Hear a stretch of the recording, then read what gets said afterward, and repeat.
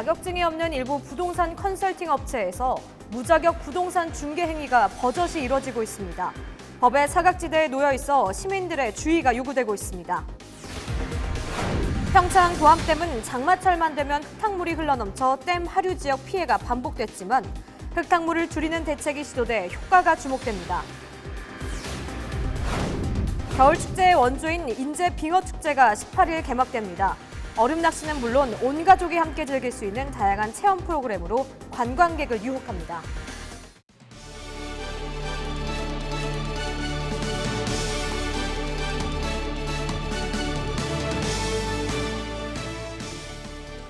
시청자 여러분 안녕하십니까? 헬로티비 뉴스 강원입니다. 첫 번째 소식입니다.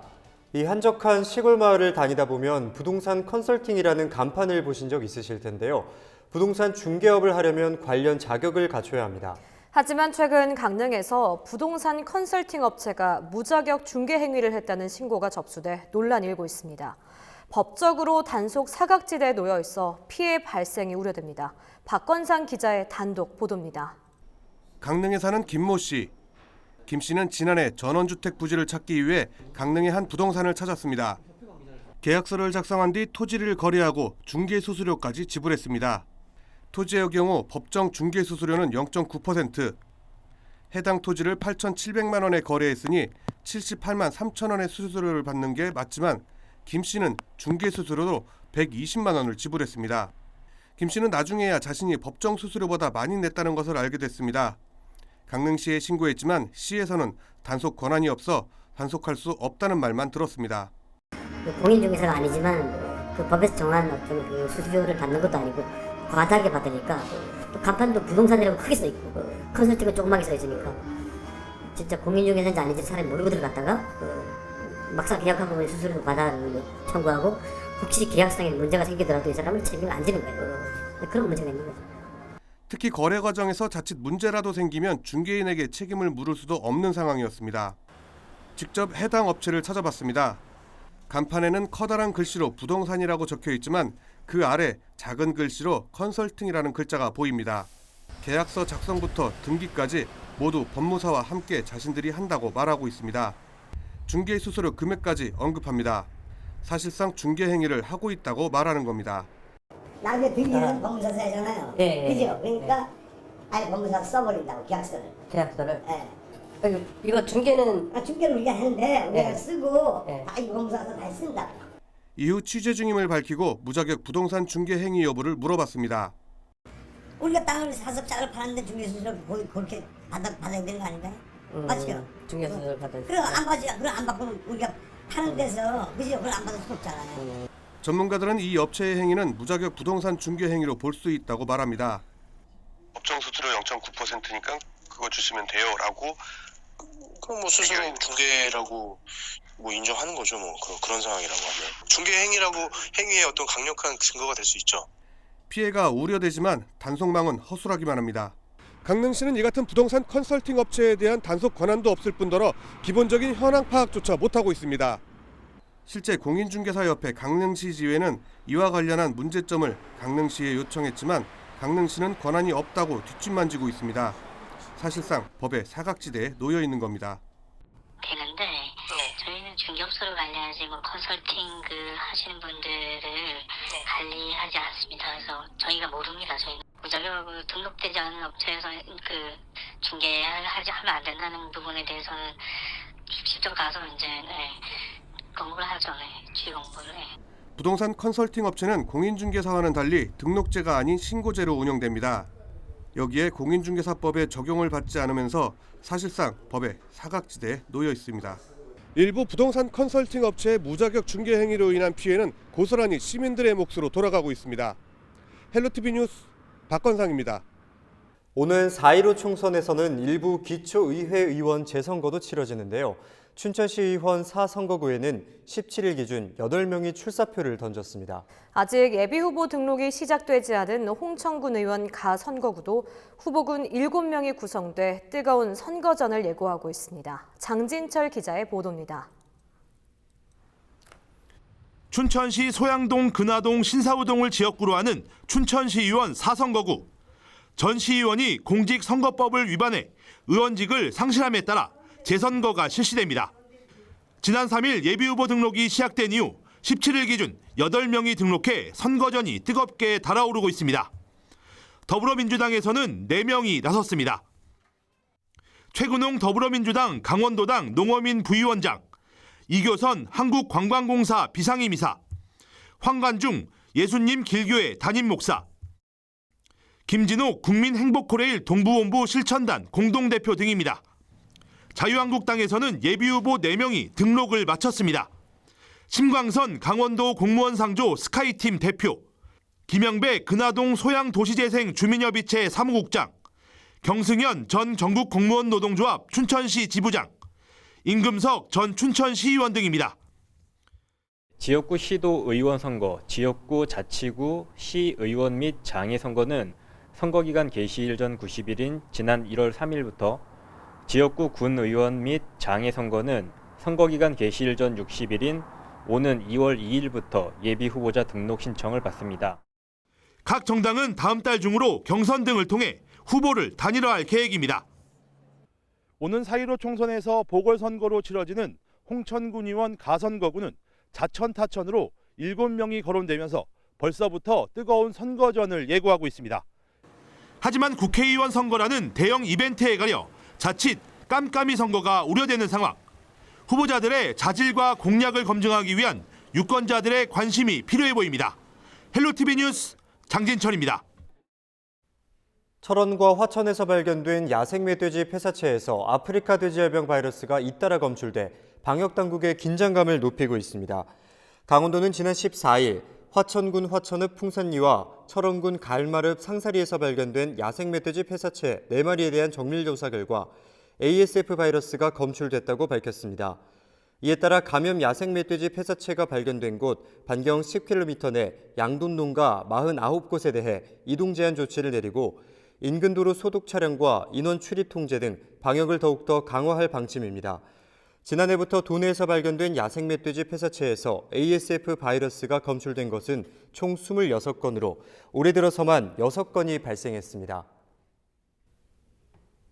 정부가 천안함 폭침에 대응에 취해졌던 오의사 조치를 유연하게 해석할 수 있다는 뜻을 밝혀 강원도가 추진 중인 금강산 개별 관광에 어떠한 영향을 미칠지 관심이 모아지고 있습니다. 이상민 통일부 대변인은 17일 오의사 조치에 포함된 우리 국민의 북한 방문 금지 조항에 대해 정부는 기본적으로 우리 국민의 북한 방문이 다양한 형태로 이루어져 민간 교류 기회가 확대해 나가기를 기대하고 있다고 말했습니다. 또 대북 개별 관광은 기본적으로 남북 협의로 진행될 사안이라는 점을 강조하며 관광은 대북 제재에 저촉되지 않기 때문에 남북 간의 협력하에 독자적으로 추진할 수 있다는 의견을 밝혔습니다. 정부가 북한 개별 관광에 대해 유연한 입장을 취하면서 강원도가 추진 중인 금강산 개별 관광 실현에 대한 기대감도 커지고 있습니다.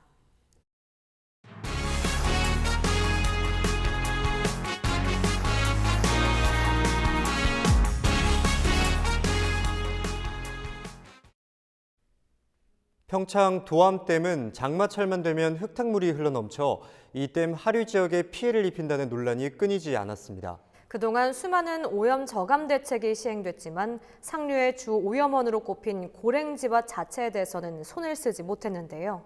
최근 고랭지밭을 평탄화해 흙탕물을 줄이는 대책이 시도돼 효과가 주목됩니다. 이다희 기자의 보도입니다. 해발 700m의 가파른 산비탈이 반듯한 계단 모양으로 바뀌었습니다. 경사면 위에 그대로 작물을 심던 과거 고랭지밭과는 다른 모습입니다. 계단식밭 주변에는 흙탕물 유출을 막기 위한 돌망태 옹벽과 별도의 농수로도 설치됐습니다. 고랭지밭의 흙탕물 저감을 위해 시범 조성된 계단식 경작지입니다. 계단식밭을 조성을 통해서 토양 잔량이 줄고요. 일단 토양 잔량이 주는 것과 함께 여러 가지 화학비료인지 그다음에 유기비료 등이 유실이 좀 덜 되고요. 원주지방환경청이 남한강, 북한강 상류수계 흙탕물과 수질오염 해소를 위해 이 같은 계단식 경작지 시범 사업을 추진한다고 밝혔습니다. 그동안 고랭지밭 주변의 토사를 제거하는 등 사후 관리에 초점을 맞춰왔지만 근본적 수질 개선에는 한계에 부딪혀 발생원 제거에 나선 겁니다. 필리핀 등 해외 사례를 보면 경사지보다 계단식 경작지에서 토양 유실량이 80%가량 감소하는 것으로 나타났습니다. 원주지방환경청은 향후 효과를 분석해 이번 사업의 효율성을 평가할 방침입니다. 수질오염 논란이 끊이지 않았던 도암댐 상류의 흙탕물 저감에도 도움이 될지 주목됩니다. 그러나 계단식 밭 조성으로 경작 면적이 감소하고 초기 기반시설에 막대한 예산이 드는 점 등은 풀어야 할 과제로 남았습니다. 기존 고랭지 밭을 계단식으로 바꿀 때 경사도에 따라 재배 면적은 6에서 8% 감소할 것으로 예상됩니다. 이번에 조성된 계단식 경작지는 6,700제곱미터, 축구장 1개 크기로 3천만 원이 투입됐습니다. 도내 고랭지밭 면적은 모두 3만 2천 헥타르에 달합니다. 이를 모두 정비하려면 최소 1,400억 원의 예산 확보가 관건입니다.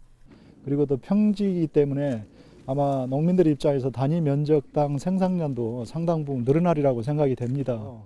내년부터 이 국비 지원 사업을 좀 대폭적으로 확대해 나가는 방향으로. 한강 수계 흙탕물 저감 사업에 지난 2008년부터 현재까지 투입된 예산은 1,400억 원에 이르고 수질 관리에 매년 평균 20억 원이 쓰입니다. 헬로티비 뉴스 이다입니다. 포근한 날씨로 지역 축제가 차질을 빚으면서 겨울의 낭만을 만끽하지 못해 아쉬웠던 분들 많으실 텐데요. 이번 주말에는 인제 빙어 축제장에 가보시는 것도 좋을 것 같습니다. 최근 한파가 이어져 광활한 얼음판 위 낚시는 물론 다양한 프로그램으로 원조 겨울 축제 명성을 잇는다고 합니다. 한재영 기자의 보도입니다. 드넓은 호수가 반짝이는 얼음판으로 바뀌었습니다.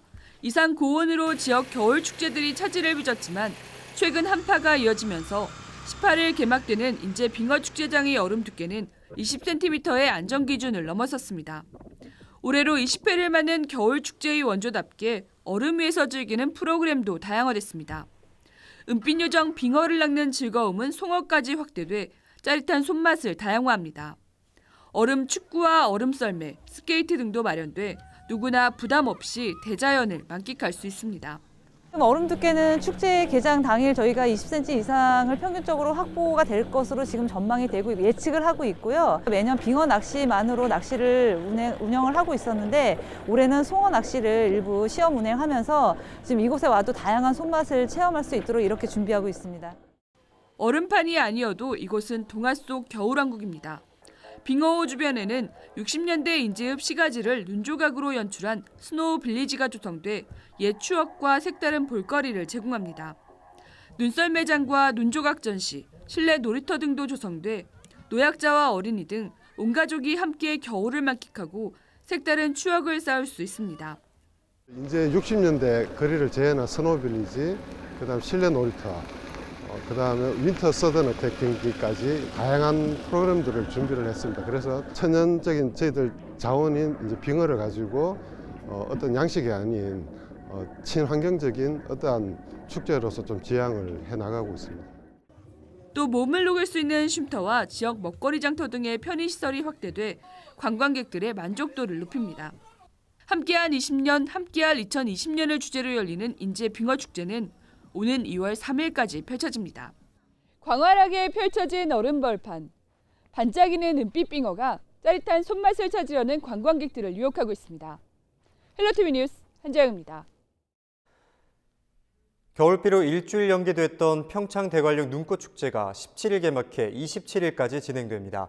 올해 28회째를 맞는 이번 축제는 전문가와 지역 주민들이 함께 만든 눈조각 전시와 각종 체험, 놀이 프로그램이 마련됐습니다. 한편 운영을 잠정 중단했던 평창 송어축제도 17일 재개장했습니다. 얼음 낚시터의 얼음 두께가 10cm 정도에 그쳐 당분간 낚시터 이용은 힘들 전망이지만 얼음 낚시터를 제외한 얼음놀이 광장과 눈썰매, 실내 어린이 낚시터 등은 체험이 가능합니다. 화천 산천어 축제와 홍천 꽁꽁축제 등 도내 주요 겨울 축제장 수질이 안전한 것으로 나타났습니다. 강원도 보건환경연구원은 화천 산천어 축제와 인제 빙어 축제, 평창 송어 축제, 홍천 꽁꽁 축제장 4곳의 수질 위생 안전성을 검사한 결과 장내 병원성 원인균과 생태 독성 등에서 청정성이 확인됐다고 밝혔습니다. 연구원이 이들 행사장으로 유입되는 하천수를 조사한 결과 식중독 등에 영향을 미치는 병원성 대장균은 모든 지역에서 음성이었고 카드뮴과 납 등 유해 중금속이 검출된 것도 없었습니다. 강원도는 겨울 축제장을 찾은 관광객들이 안심하고 축제를 즐길 수 있도록 겨울 축제 기간 중에 수질 위생 안정성 조사를 추가로 실시할 예정입니다.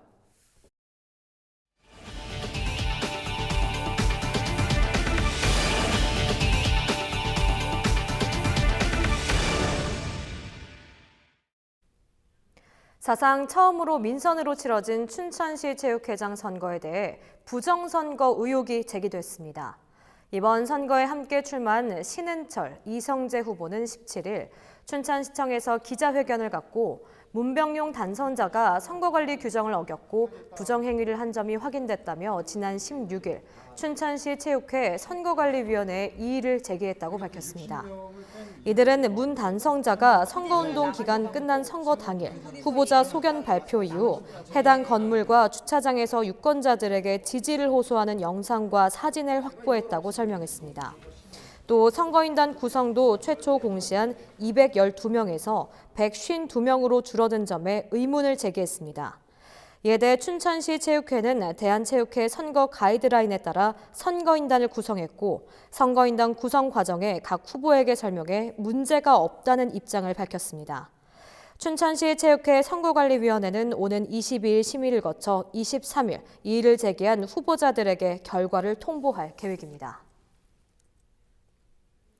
한반도 평화와 강원 지역 발전을 주제로 한 학술 세미나가 17일 원주에서 열렸습니다. 연세대학교 미래캠퍼스는 이날 호텔 인터블고 원주에서 통일 전문 인력 양성을 위해 새롭게 발족한 통일 클러스터 센터의 발대식을 갖고 한반도 평화와 강원 발전을 주제로 학술 세미나를 열었습니다. 이번 세미나에서는 통일연구원, 한국지방행정연구원, 남북교류협력지원협회, 원주시민연대 그리고 원주혁신도시 이전 공공기관 등에 참여해 남북협력과 지역발전, 원주의 통일클러스터 구축 방안 등에 대해 논의했습니다. 17일 강릉 월화거리에서 강릉사랑 상품권 강릉페이 출시 기념식이 열렸습니다. 강릉페이는 충전식 선불형 카드로 전통시장과 커피 전문점 등 강릉 지역 사업자가 운영하는 신용카드 가맹점에서 사용이 가능하며 강릉에 본사를 두지 않은 대형마트에서는 사용이 불가합니다. 개인당 구매 한도는 1인당 월 30만 원으로 스마트 플레이스토어에서 강릉페이 앱을 설치한 뒤 계좌 연결을 통해서 사용할 수 있습니다. 이로 인해 연말정산 30%를 소득공제 받을 수 있으며 연회비와 카드 발급 수수료는 없습니다. 서울 춘천고속도로의 통행료가 올해 안에 4,180원으로 인하될 전망입니다. 춘천 김진태 국회의원은 강원도와 국토부 관계자 등과 간담회를 가진 결과 국토부 측이 서울과 춘천고속도로의 통행료를 오는 12월까지 현재 5,700원에서 4,180원으로 인하하기로 했다고 밝혔습니다. 이를 위해 국토부는 신규 투자자 모집과 기존 계약기간 종료 후 운영권 보장 등을 통한 서울 춘천고속도로 사업구조 변경도 추진할 전망입니다. 춘천과 서울 고속도로 통행료는 2009년 개통 당시 6,800원에서 지난 2018년 5,700원으로 인하됐지만 여전히 일반 고속도로와 비교해 1.5배 수준이었습니다. 이어서 주말과 휴일 날씨입니다. 이번 주말에도 큰 추위는 없겠지만 비나 눈 소식이 있습니다. 영동 지역과 동해안은 토요일까지 이어지겠는데요. 겨울비답지 않게 많은 양이 내리고 산간에는 폭설이 쏟아질 것으로 보입니다. 또 일요일 밤부터는 중국발 스모그가 유입돼 다음 주 월요일에는 대기질이 무척 탁해질 것으로 보입니다. 한편 이번 설 연휴에는 한파 가능성은 없겠습니다. 추위는 없지만 연휴 중반까지 날씨가 깨끗하지 않은 만큼 대비 잘해주시기 바랍니다. 토요일 아침 기온 춘천 영하 3도, 홍천 영하 6도, 강릉 3도로 영서 지역은 영하권 추위를 보이겠습니다. 한낮 기온 춘천과 원주 5도, 속초 6도, 강릉 7도가 되겠습니다. 주간 날씨입니다. 영서 지역 일요일 한 차례 비 소식이 있습니다. 또 다음 주 내내 하늘은 종일 흐리겠고 공기의 질도 좋지 못하겠습니다. 영동 지역도 하늘은 계속해 흐리겠지만 큰 추위는 없겠습니다. 동해 전해상 눈 또는 비 소식이 있습니다. 해상 안전에 유의해 주시기 바랍니다. 이상으로 헬로티비 뉴스를 마칩니다. 헬로티비 뉴스는 지영민과 함께합니다. 시청해주신 여러분 고맙습니다.